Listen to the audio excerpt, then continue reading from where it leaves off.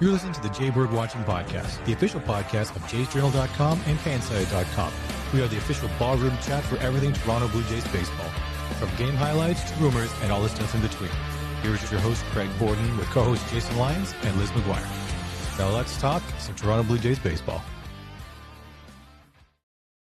Hello and good evening, Jays Nation. We are here. We are ready to get loud and rowdy, and we cannot wait another 2 hours. This is just torture at this point, and we are here ready to chit-chat with you as you all file into the wonderful fun that is the Jay Bird Watching live stream, as always. So, as usual, we got the whole gang together, and plus a kind of like a party crasher. I'm just going to let Todd Stottlemyre jump in last minute here and say hello to the Blue Jays fans, my friend. A lot of fun. I love being the party crasher. You know what? I could take that role on. That'd be okay. So, look, guys. Good company to jump in and have fun whenever possible, Todd. I'm glad this worked out. Timing was perfect, and you hit me right on the head where I was like, yeah, why not? And exciting times in the city of Toronto. I was thinking about, like, man, it'd be so fun to be there. But then again, it's so fun being on my couch at home in front of my TV. I think what I'd like to do is kind of like, maybe just a flyby, look down and go, wow, it's so exciting and this and that. And then fly back home, get on my couch and then watch the ball game. So here we are. Then there is that whole, like, if you got your rituals, everything's been going, you don't, the quote Bull Durham, you don't fuck with a winning streak, right? There you go. That's right. Yeah. So Jason Lyons, buddy, how you doing? You surviving this week? I mean, how could it be any better? You got game 6, you got the potential for the Jays to win the World Series, for the first time in 31 years. I mean, it's Halloween, so there's a lot of excitement in the air for the people who do enjoy Halloween, and there are a lot of people that do. This is my costume. I dressed up as a guy that's going to watch the baseball game, a couple hours. And then of course, we're sitting here. Craig and I have been doing this pregame stuff and having pretty good action. And then we get Darryl and Todd Stottlemyre stopping in. I mean, it's just awesome. So great day for baseball. Couldn't be more excited for this game. Like, just fired up. Good to see the boys nice and loose. I was watching some of the video from MLB TV of the Jays warming up, and they look ready. They look ready to win. Yeah. Fearless, I think, is the big thing. They're all, Vladdy's got the vibe at first base and everything going on in those warm-ups. And then coming in hot, Darryl, how the kiddos doing with the trick-or-treating, my friend? Because that's what I've got my 16-year-old is handing out candies, and then my 15-year-old's at a studio playing music. So this is officially the first year that we don't have trick-or-treaters. Yeah, it's all right. Go. It's all right. So at least you can let the kid rock out a little bit. The candy will get distributed, and we can enjoy some Blue Jays baseball. So when you said, are you free? I'm probably one of the few people that are. So it's good. So Darryl, I know you're coming in hot, and Jason and I have had the wonderful pleasure of talking with World Series champion Toronto Blue Jay Todd Stottlemyre up here in the corner. I know you haven't, so I figured I'd give you first dibs at asking some questions, bud. Oh, sure. So Craig just said about 15 minutes ago that you were going to be on, but I just wanted to share something with you. In 2023, I was diagnosed with brain cancer, and your book, Relentless Success, was given to me as a gift. I played baseball growing up and in university. I had no idea you were going to be on. So I just wanted to know what made you become a writer, or not just simply a writer, but get into that motivational stuff. And I also, and what this is more of a comment, but it's, if you have never felt that you've actually inspired somebody, this is a living proof of somebody that's taken the time to read the 9-point system. So I just wanted to let you know that. So cool.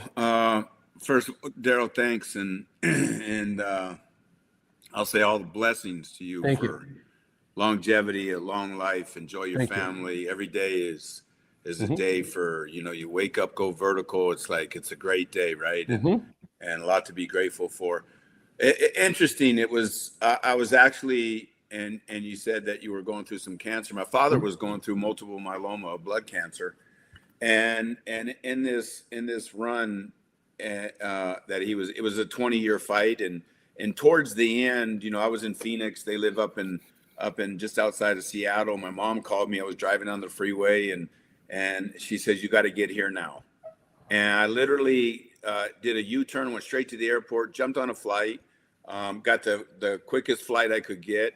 I flew to Seattle. While I was flying to Seattle, I had no idea that when I landed with my father would be alive or not. I just didn't know.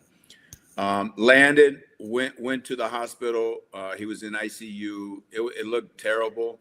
But what's crazy is it was like 3 or 4 days later, my father led our family out of the hospital, and he refused to get into a wheelchair. And he had this cane he was walking with, and it was kind of like anybody got in his way, he was whacking people to get out of the way. But I was walking behind him almost in disbelief. And then we got to the house and to his house, him and my mother's house. And he said to me, he goes, let's go to the mountains. And he was in Sammamish. So we went up to Snoqualmie Pass and all of that. And I'm driving his pickup and he's looking around. He goes, man, there's some nice homes up here. He goes, someday I might buy a home up here for me and your mother. And I was thinking to myself, man, Dad, I want you to get through tonight. Yeah. But you see, he said, maybe someday I'll buy a house up here. And I was just thinking to myself that night, I couldn't get it out of my mind. And I was like, he has such great vision for this battle. But as he was fighting for his life, he didn't get buried in his current circumstances. He still had vision for his life. Yeah. And I was freaking blown away. And then that night, it's kind of like I'm staring at the ceiling, 3 a.m. And I thought to myself, like, wow, I've been blessed.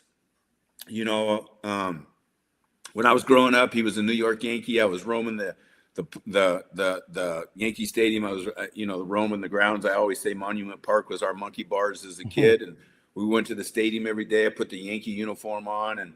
And I think about my dad's teammates, Mano, Maris, Ford, Yogi Berra being his first. And we inherited all these people as friends.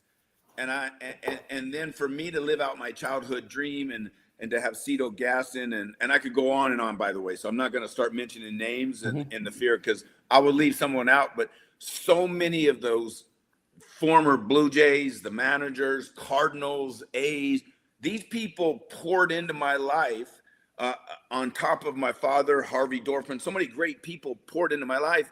And here I was thinking, everyone poured into me so that I could become as good as I could possibly become.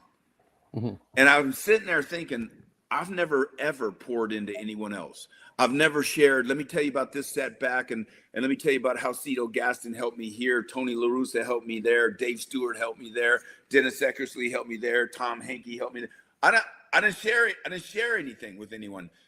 And we'd gone through cancer. I lost my little brother to the cancer. I mean, we'd gone through a lot of things in our life, but I never reached out to someone that was going through a situation and said, hey, I've been there. I'm here to help you. And I thought, man, it's kind of like I felt like the Dead Sea. And it was like the next morning I went downstairs. My father was sitting in his chair. I said, Dad, I'm going to write a book. And he was like, man, you should. And I was like, Dad, I didn't tell you what I'm going to write the book on. And my book idea started about it. The title was going to be Lessons from a Father. Okay. But then as I started to write the book, I didn't really intentionally write a 9-point system, but it became a 9-point system. Okay. And each point of that system I was at a place where I needed help, and I had a group of men and people around me that was supporting me.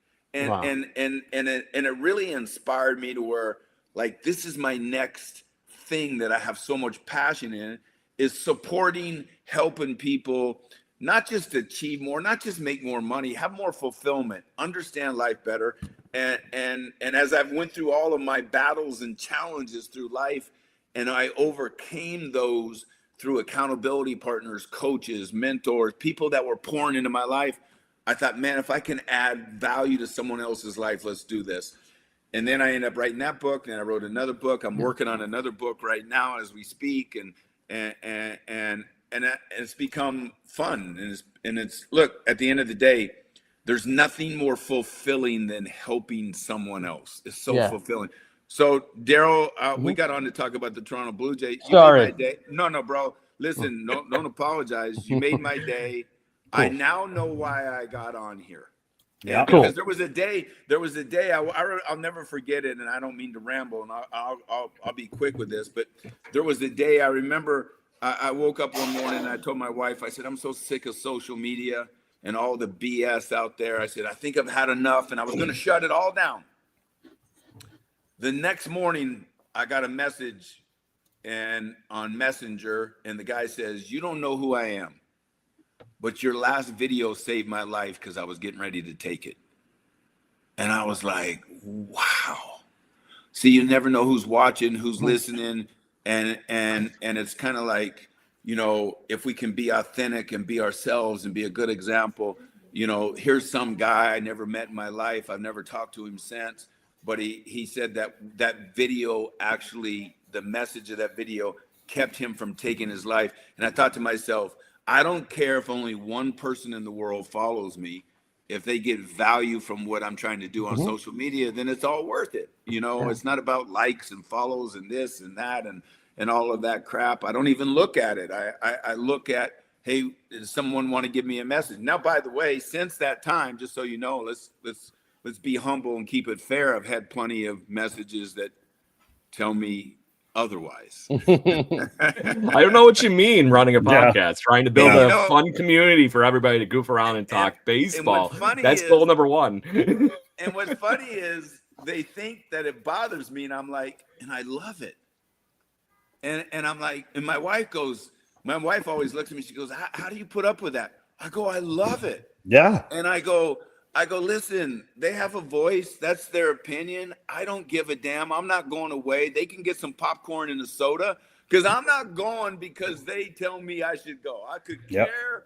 They need to be them. I'll be me. I don't give a damn. You can like me, love me, hate me. I'm good with all of it, by the way. Yeah. It just means it's like he knows where I'm going with the conversation. It's like you know where I'm going. It's like you're reading ahead in the cards, Todd, because I wanted to jump to Blue Jay stuff and talk Trey Savage with a former World Series champion. So the other day when he was warming up in the bullpen, and I just think it's hilarious where conversations go, and this is why I love doing this stuff and having fun in the Blue Jays community, doing exactly what we do. Trey Savage was getting chirped at the entire time he was throwing his bullpen by all the people just starting to file into the ballpark and everything in Chavez Ravine for the LA Dodgers, obviously. He apparently walked over to Pete Walker and the bullpen coach, and he goes, man, I love this. Just like you're talking about. And then we saw him completely mow through one of the best lineups, arguably in the last, decade easily. And I was just curious what you saw during that performance as a pitcher with just how he grinded through everything in that ridiculousness that was his game the other night. Man, I got to tell you, I don't even feel qualified to speak on how great I thought it really was because, I look at this guy and with very few starts as a major league starter and I look at his craft and how he's becoming the master of his craft and his pitches. But that's his stuff doesn't blow me away. I think it's great and I think he's mastered and I think it's incredible. Don't get me wrong. I'm blown away at his mindset and his emotional set. He's coming off. He's coming across as if he's been in the league 10 years. And he's on the verge of, or 15 years, and he's on the verge of 300 wins. I mean, just to see that maturity and his focus from pitch to pitch in the biggest stage in the world when it comes to Major League Baseball. It's the biggest stage. There's no bigger stage in the world, and it's like he's walking through Central Park blindfolded, just having a beautiful night. He's officially had more major league pitches or outings in the World Series than he has at the major league level. Crazy. I was at one of the 3 Major League Baseball starts that the kid has had. He's a ringer on twice in the minor leagues, and he's just been insanely good. Todd, it's crazy, but it's not just after the game is over and say, "Wow, look at all he did." There were moments in games that he's been in this World Series that were make or break moments. And he didn't flinch.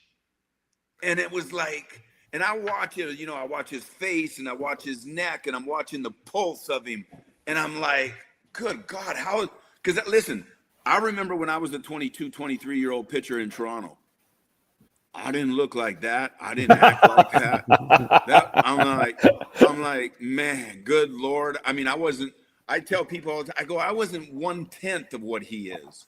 See, and I would just tell you, like, to be so polished and so like centered. I mean, it's incredible. It's extraordinary. That's what it is. And it's extraordinary is probably not even a big enough and glamour enough word to even talk about his performances. By the way, listen, I'm a big fan of Vladdy and Bichette and all these guys, and Springer and Kirk. I mean, good Lord, look what Kirk has done and this and that. This team wouldn't be here without that young blood. That's right. It's kind of like, and you think about, he's pulled that pitching staff now together with his performances. And it's incredible because look, if he doesn't perform, look how much more pressure those other guys now have. That's right. But he performed, man. And it's like, and he didn't just go 4 or 5 innings. I mean, he took the ball deep, so look, I could talk for the next 30 days on this guy's performance because I thought it was that powerful. And I think that's what we're going to see too. I think we're going to see people like when this is all said and done. And I mean, I've watched the World Series for the last every year, and there's been a few, like super cool stories over the last 10 years. There always seems to be one sort of every couple of years. The Freddie Freeman Grand Slam last year was pretty rad. The Jays just seem to have one of these things happen, not only every round, but every couple of games. Something like, I mean, Davis Schneider leading off with the first leadoff home run ever, and it's his first hit ever in the playoffs or in the World Series, and his dad happens to capture it. I guess if you read the story or saw it, Davis makes fun of his dad for wearing these. He wears the glasses with the camera in it. And his dad's always goofing about, well, sometime when I'm going to get something one time that everybody's going to want. And this was it. And so it was awesome to see him making fun of his own dad and then laughing at it. But yeah, I mean, cool. think that Yusevich is making $57,000. He's sleeping on guys' couches. Like, I mean, it's the ultimate. Parked under the Rogers Center. Yeah, it's crazy. It's like the story of Huckleberry Finn, for God's sakes. It's true. I mean, yeah, I don't even go. The kid don't even got a place to stay, and this and that, and you got kids staying on couches and checking out of hotel rooms. Don't even have. I mean, and yet it's kind of like they put the uniform on, right? It's kind of like they put their armor on, and it's kind of like they put this thing over their head, and then they go into beast mode on every pitch. We grind. We don't care what the situation is. We're going to play this thing out until they tell us to go home. And when they tell us to go home, no matter what happened, we're going to show up tomorrow and we're going to go do exactly the same. It's the damnedest. I mean, it's awesome. Freaking awesome. That switches on another level with this team. We talked about that the 18 inning game, and I had a house full of people the other night, and I just said out loud, I was like, does anyone in this room think that, or how did they feel after that game? Did anyone think the Jays were going to win one more? And everyone in the room was like, nope. And they came right back out and they were like, oh, did we play and lose last night? Oh, sorry. We just came here to beat you today, and we'll do it again, and we'll do it again. And it's, and having Springer back tonight, like, I mean, I feel like the stage is set for some pretty cool stuff tonight. Like Yusevich is going to get his flowers tonight in Toronto. Like, even when he just walks, anything that he's doing, they're going to be cheering him. I'm sure they'll flop the camera on him a few times. Craig and I talked about this before the last game. I mean, I called the Davis Schneider, which was, I mean, nuts. We've had a few of those weird call moments, but I feel like George Springer is going to have another moment tonight, and it will just be the icing on. I mean, it's not going to be easy. The pitcher that they've got is a nightmare. But but it's funny. I love what you just said. It's not going to be easy. That pitcher they got, that's been every game, right? I know. Yeah, I know. If you look, good summary. I mean, look, if you stand back from it and you look at their starting rotation, you would make an argument. How would this team win one game? Yeah. Right. Even against New York. By the way, you could make that argument when you look, because they got 4 aces on their team. You put any of those guys on any other club, they pitch number 1 on any of all those other clubs. I mean, their guy that pitches 4th will pitch first on most clubs. The guy that pitches 3rd, he's going to pitch first on, right? It's kind of crazy. So when you stand back from, but it's almost like they don't care. It's like, okay, Springer, you're out. Next guy in. Okay, swing first pitch, go deep. Boom. Okay, let's move on. What's next? And that's the beauty. I think that's what makes, for me, watching this game so awesome, because it's like they're never out of it. It's like they might get something going and throw 4 runs on you so quick, and it's like you can't stop it, right? You can't even get someone up in time. And it's just been awesome. But they talk about team. This is a team, man. This is a collection of guys. I mean, look, I look back on our 92, 93 teams, and I look at the guys that were playing every day. All right. All-stars, superstars, future. They were going to be Hall of Famers, right?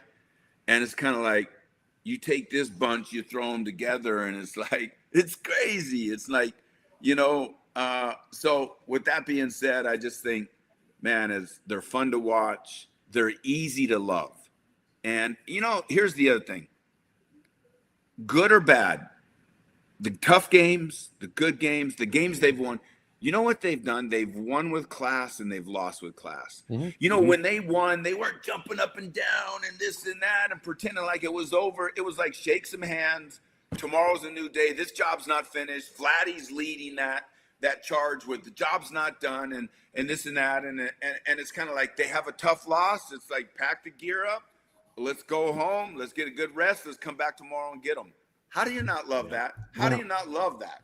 It's such a life too, right? That's life. You have a bad day, wake up the next morning, put your feet on the ground, and dominate the next day. And that day may suck too. It's funny you say that, Darryl, and you're right on, because you've had those tough days. And, and it's funny. Look, I'm 60 today. I'm 60 years old now, so I'm a long ways from my 22, 23, 24-year-old days running around the city of Toronto, right? And it's funny now, where bad days back then, emotionally, I could be a train wreck. I have a bad day now. I'm kind of like, this is awesome, because tomorrow's probably going to be a good day, right? Yep. And as long as you have that mindset that I'm not going to get buried in this crap, because I'm going to maintain and I'm going to carry what my job is and vision, man, life can be a blast, right? Did you wish that you knew? Did you wish that you knew the 60-year-old self when you were 22 pitching then? Oh, good Lord, do I ever? Yeah. And I don't regret. I mean, all of the stuff and crap I went through, got me to a place where I am today, and this and that. I think no regrets. I think if I had one wish, I think that, when I left Toronto, like 95, I had a great year with Oakland, 96, 97, 98, St. Louis and Texas. It was like, I was at the top of my game. I felt like every time I took the mound, like I was going to win that day. I wish I would have had those years early in Toronto, because it's funny, man. I played on championship clubs in Toronto. I was a 500 pitcher in Toronto. That's almost hard to do, right? Like, that's how bad I was at times, right? And it was like, you're bad, you stink, and then you have a great performance and this and that. But it was after I started to become more consistent and could start stacking great performances, I became a lot better pitcher. I was more complete, and mentally and emotionally, I was in a better place. So, yeah. So, I think we're seeing that too with Trey, and he spoke about this the other day. He was talking about how having Max and having Chris Bassett and having all these guys in the dugout is significantly helping him. And I also, you have to turn to the most senior guy that's in that.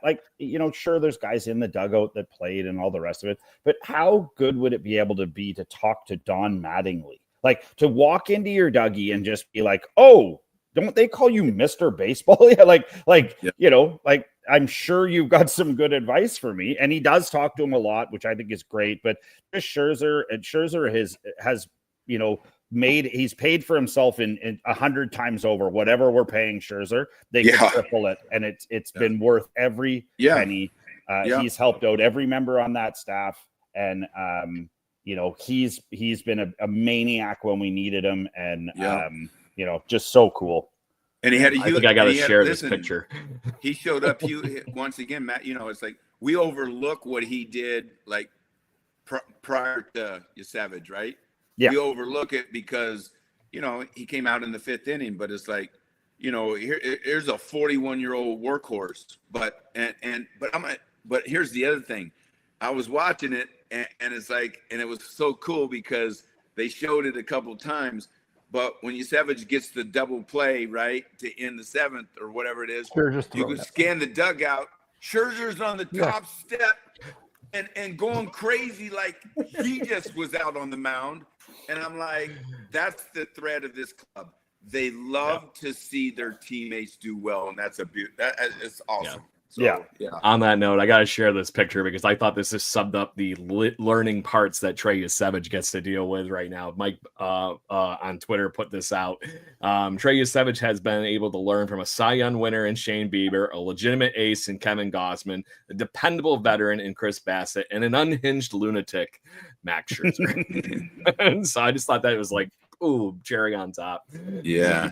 And let's be clear. Chris Bassett has been an absolute animal. Chris Bassett, we were talking about guys who have got the Jays to where they are in these playoffs. Chris Bassett comes out there, he looks goofy, he's got a goofy windup, he's got his goofy shoes on, and he couldn't look more like they just picked him out of the stands to go and throw. And then he's just dicing. They look like they've a lot of those hitters have seen Bassett a lot, and they look like they've never seen him before. Yeah, and I feel like it's so cool to watch, and I'm excited for Gauss tonight. I hope that he again, a guy who's been kicked around a lot and has found his legs in Toronto. I hope he comes out tonight and, to quote Dalton Varsho, which could be the best quote of the thing, was, I hope he stuffs it up their butt. Yeah.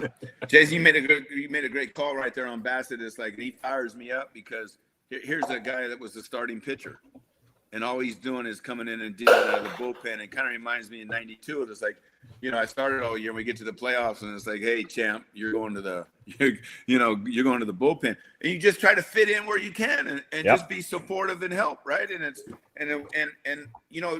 it's crazy because, when you stand back, if you go to the beginning of this series before game one, once again, and you look at the starting pitching from the LA Dodgers, you looked at the starting pitching from the Toronto Blue Jays, you would ask yourselves, how in the hell are we going to win this? Well, our pitchers, man, have dug deep and have showed up in a big way, and guys are playing in different roles and this and that, and they're just showing up. And offensively, we have grinded it out. And it's like, they might have some cool last names on the back of their uniform, but man, the front of our uniform, the Blue Jays, Toronto, the city of Toronto, the country of Canada, man, we're taking it to them, baby. Now, once again, it all sounds great. We got game 6 tonight, right? So we got to go to war. And then no matter what happens, by the way, if we don't get what we're hoping for, here's the beauty. We know how our club is going to show up tomorrow. Yeah. They're going to show up ready to go. They're going to show up loose, and they're going to get after it. And Trey Savage might be on the mound again. Just because of that, everybody's ready that day. Everybody's ready. That's right.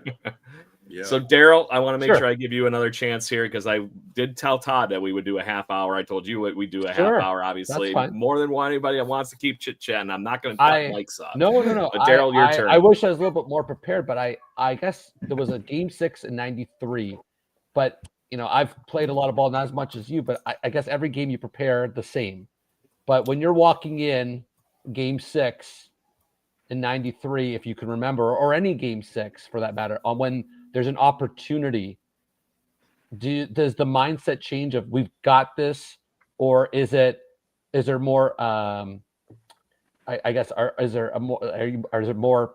Do you feel like you have to close it, or is it like, okay, if we don't get this one, we've got tomorrow? No, it's strange because all the stuff we all talk about as fans, and here I'm a fan, right? And whether it's sports talk or, you know, everything, all the buzz going on in the city, and we're one away, we win tonight, we're world champions, all of that stuff, right, doesn't get inside that locker room and is not a part of how you prepare. Right. You're preparing to go to war, right? Yeah. You're assuming nothing. They got a tough pitcher they're going up against. They're not looking ahead. They're not looking behind. They're just saying, let's go take it to this guy.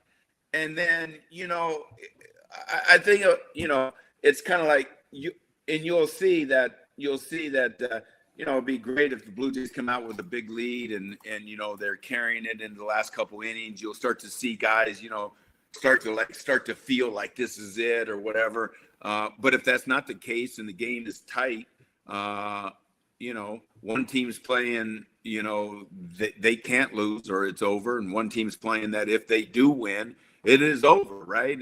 And so it's pretty incredible. But at the end of the day, you know, it's kind of like, let's go back to the 18-inning game, right? It would have been easy for these guys to throw in the cards, right? And by the way, I don't mean throw in the cards like give up, but that's hard to come back from losing that. By the way, the loser of that 18-inning game it's a tougher loss than losing in the 9th inning on the 9-inning game. It's tough because you went through it. Look how they showed back up, which tells you that they're not giving in to all of the buzz that's going on, being one game away from winning it. There's a job to do. Let's go out and play it. And it's kind of like, hey, you don't got to win 1 out of 2. That's not the mentality. The mentality isn't like, hey, all we got to do is win 1 out of 2. No, the mentality is we got to win. Like, let's win, right? So, and then if it doesn't work out, guess what we're going to do tomorrow? We're playing to go win the game. We're not trying to. They didn't come into this series going, I promise you they didn't get on that airplane in LA and say, all we got to do is win 1 out of 2. They ain't thinking about 1 out of 2. They're thinking about winning the next game. Right. Yeah. And that's the character. Listen, that's who they are. I'm just pointing out who they are. I'm just pointing out how they showed up. But at the end of the day, it's like, now look, the Dodgers have got to play 2 Game 7s in my life. And if it was to go 2 games, tonight is Game 7 for them. It's do or die. And then if they make it through tonight, tomorrow is the same. So they got 2 Game 7s. Yeah. And we got a team playing Game 6 that may not get to Game 7. So we'll see how it shakes out. By the way, I promise you, all the pundits are talking about the Dodgers starting pitcher right now. Oh, absolutely. I promise you. That's all they're talking about, right? And all of them probably are not giving Toronto a very good chance to win the game tonight. But I love that. By the way, they've said that on the other 5 games too. Of course. Yeah. So let's go to war. Let's go to war, baby. I think doubt the destiny team. I think it's amazing that even after everything that the Jays have done, the Fox broadcast team still is very Dodger sided, Dodger dominant. And then, you know, you're listening. I was just listening to it before we came on, and Teoscar Hernandez, former Jay, good friend of Vladdy's, good friend of lots of guys on the team. I think he said it perfectly, and you could hear it in his voice. So I don't know the quote verbatim, but he basically said the difference between the team when I played on the team and this team right now is every player on that team knows their job and they know how to do it better than anyone on the field. And I was like, and it's not, I don't think Teo's rolling over, but I think once, you know, like Craig, you and I have referenced this sort of prize fighter sort of talk about this, and everybody's seen this. Everybody's seen a guy get in a fight where it's an even fight and they're whipping him back and forth, and you hit a guy square on the bottom of the jaw and he just looks you dead in the eyes and you're like, oh no, he's not only is he not angry, going down, but I'm going to lose. And I feel that's that's how it's been, you know, that's how it is right now. Like, you know, there's so much talk about the pitching for tonight and I don't know if that matters to your point, Todd. Like, put anybody up there. Like, they're going to figure them out and they will get to you. They're too good.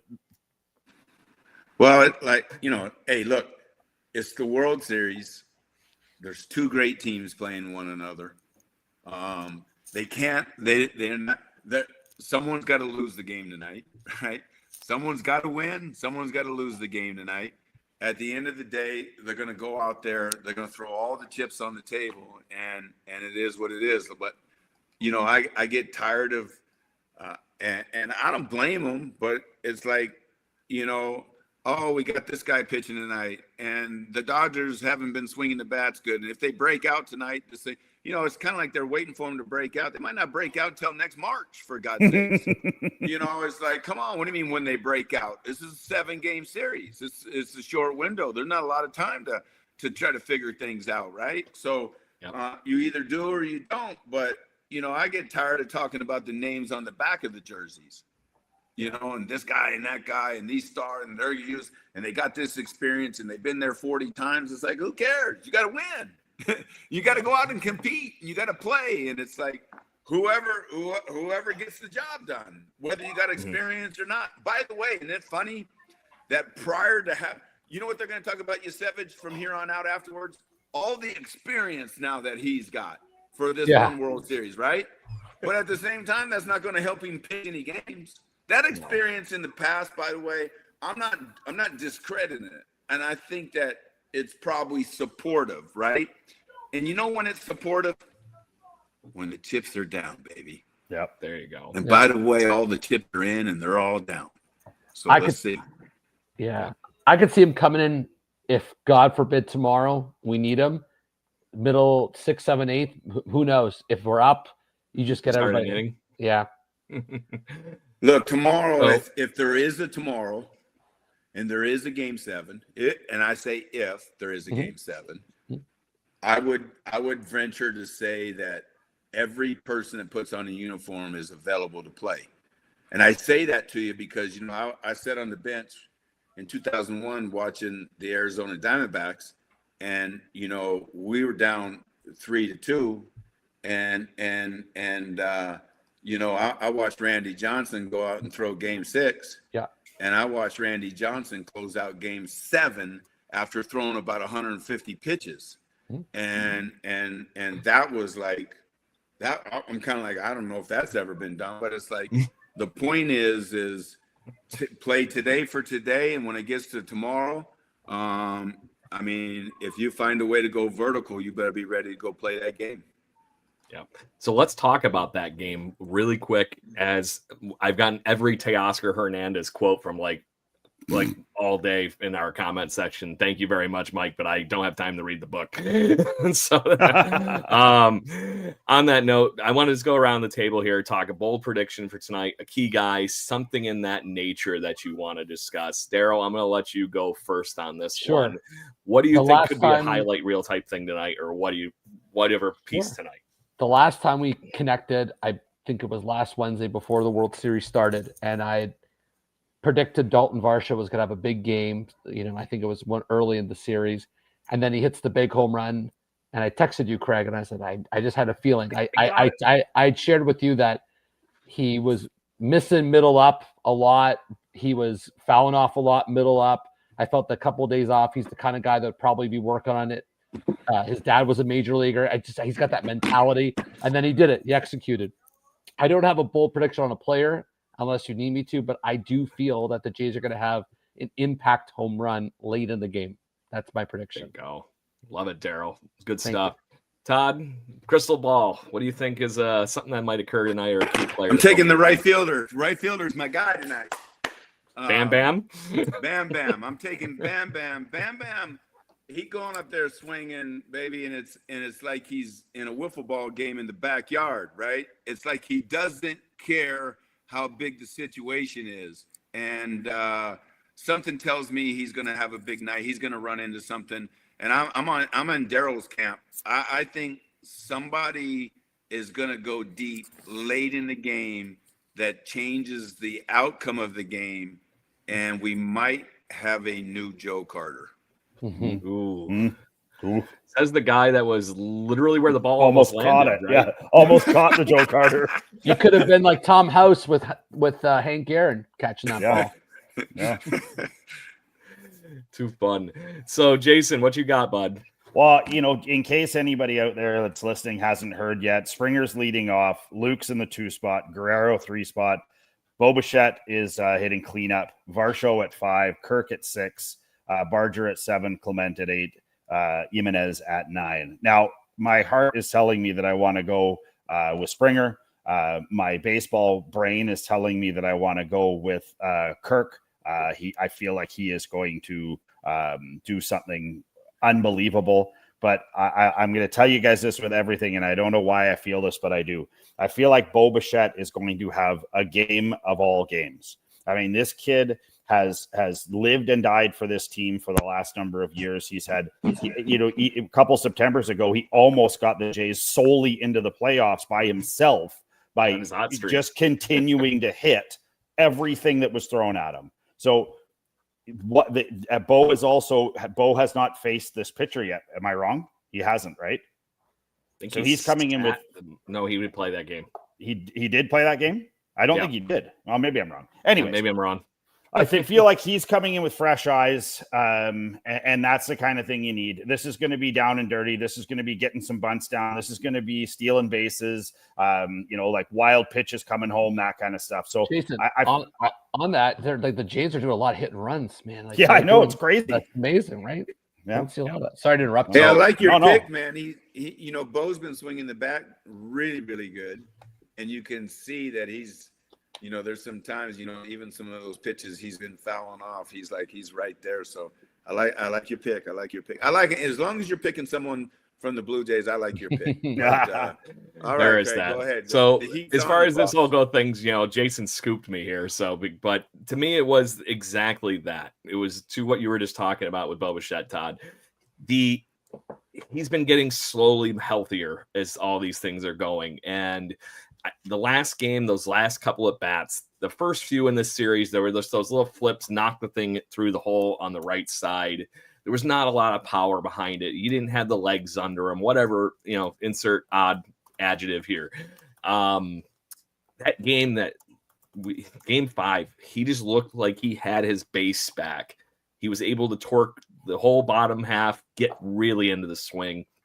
He had a few that were a lot harder than I think people realized, and I'm thinking he's going to run into one of those tonight, and I really think that that's going to be the key of the game. So he is the only one in this lineup that hasn't had like the oh my God moment. Andres Jimenez, Ernie Clement, Alejandro Kirk, everybody. He's had that one RBI and a few nice hits, and then got the inning going the one game. So he hit that laser for him to have off that the big wall moment. The other night. Yeah, yes, and that's the one that I think tonight gets a few extra feet. Yeah, that's right. So good stuff. So right, man, is there any other topics you guys would like to chit chat on really quick? Or Todd, I'm going to give you the shameless self-promoting bit, and same thing for you, Darryl. No, I don't want to promote. I don't want to promote anything I'm doing. I just want to promote, let's have a great game. Let's have fun and let's finish this thing off. So I'm all about Blue Jays. Let's go. I'm the same way. Let's just enjoy today. The best. So on that note, I'll just leave it with this, with our wonderful friend Volta here that is in the chat. Simply as that. Let's go Blue Jays. Thank you very much for everybody. Make sure you get your lucky rabbit's foot, get the right hat on, get in your proper ritual seating, and we will hopefully be talking tomorrow in a victorious fashion. Let's go Blue Jays. Cheers. Woo! Thank you for listening to the Jay Bird Watching Podcast. Please follow us on Facebook, Instagram, Twitter, Twitch at BirdwatchingGC, and our YouTube channel. If you want to support the show and get extra content, please consider joining to our Patreon at patreon.com/birdwatchinggc. Go Jays, go. Woo!